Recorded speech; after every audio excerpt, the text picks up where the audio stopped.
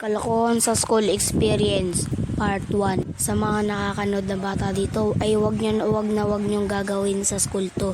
Baka mapahamak niyo pa. Unang kwento.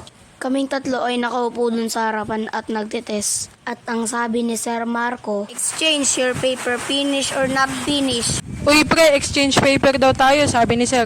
Uy, exchange paper daw. Alam niyo na yung gagawin ha. Few moments later. Okay, who got perfect? Silang tatlo lang? O sige, lumapit kayong tatlo dito. Ito po yung sa akin, sir. Ito din yung sa akin sir. Ito rin sa akin, sir. Teka, ba't buro-buro yung papel nyo? O ano, walang sasagot sa inyo? O sige, 0 kayo. Pangalawang kwento. Kaming tatlo nun ay inaabot namin yung salamin sa may taas ng pinto. Pre, ikaw na next, pre. Sige pre. Zachary, ikaw na next. O sige, pre.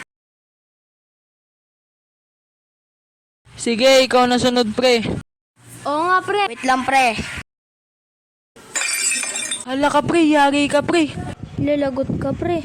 So, class, sino nagsira ng salamin sa pinto? Ma'am, si Shin, ma'am. Shin, go to principal's office now. Sige pre, good luck pre sa guidance. Sheesh! Pangatlong kwento. Kaming dalawa ay nakaupo lang doon sa gilid at biglang pre, earthquake drill, pre. Oo nga pre, tara na. Okay, class, back cover and hold. Dito ka rin pala, pre. Oo nga pre. Uwitan mo si Bogoy. Tara, batoyin natin. Bahala ka dyan, ikaw na lang. O sige, pre.